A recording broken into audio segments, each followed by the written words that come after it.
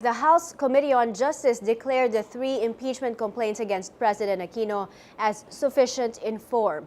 2 of the complaints are over the Disbursement Acceleration Program, or DAP, while the third one is over the Enhanced Defense Cooperation Agreement with the U.S. Katrina Domingo joins us from the House of Representatives for the details. Hi, Kat.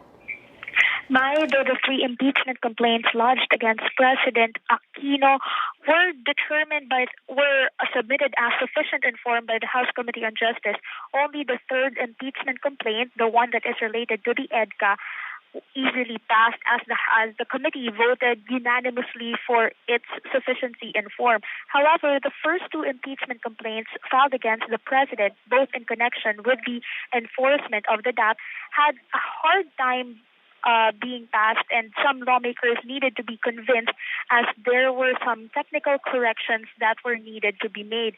The problem with the first impeachment complaint against the president is that the details on the endorsement letter and on the complaint itself did not match. For an impeachment complaint to be considered as sufficient in form, it has to be filed by several complainants, and it needs to be signed by these complainants as well. Now, after the signing and the filing of complainants, the complaint must be endorsed by members of the House of Representatives, and the document must be verified by the Secretary General of the House of Representatives. But the problem with the impeachment complaint number 1 is that Bagong Alyansang Makabayan Secretary General Renato Reyes signed the complaint as an individual and did not use his affiliation with the Bagong Alyansang Makabayan. However, in the endorsement resolution of the impeachment complaint number 1, congressmen signed this document that says they endorse a complaint filed by the Bagong Alyansang Makabayan. Now, some members of the House Justice Committee are complaining that technically the endorsers of impeachment complaint number 1 are endorsing a complaint that is filed by a non-existent party, because the group Bagong Alyansang Makabayan is not one of the complainants. Only its Secretary General stands as the complainant. However, House Justice Committee Chair Niel Tupas, along with Senior Deputy Committee Chairman Rudy Fariñas, allowed some corrections to be made to the document for the purposes of liberality. The chair Tupas says they should not be bound by mere technical errors in the document, as long as it does not affect the substance of the document. Now, as for impeachment complaint number 2, another technical error was committed in the document, as Congressman Rufus Rodriguez points out that the complainants did not follow the proper procedures in filing the complaint.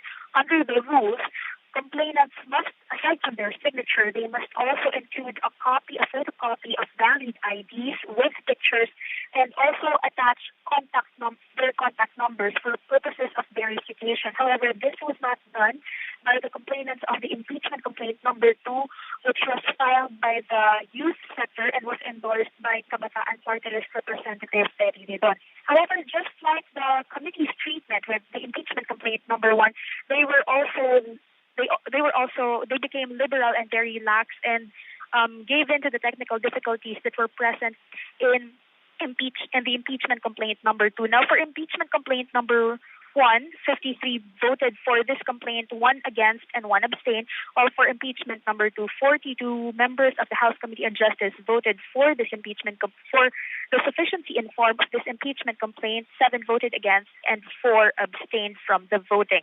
As I said earlier, impeachment complaint number 3 was unanimously approved as substantial in form by the House Committee on Justice. Now, after the hearing on the determination of sufficiency in form, the House Committee on Justice is expected to hold hearings to determine the sufficiency in substance of all 3 impeachment complaints next week.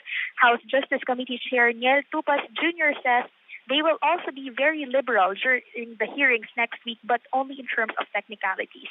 Other than that, he says they will be very strict in enforcing the House rules in the determination of sufficiency of substance of the 3 impeachment complaints against President Aquino. Bye.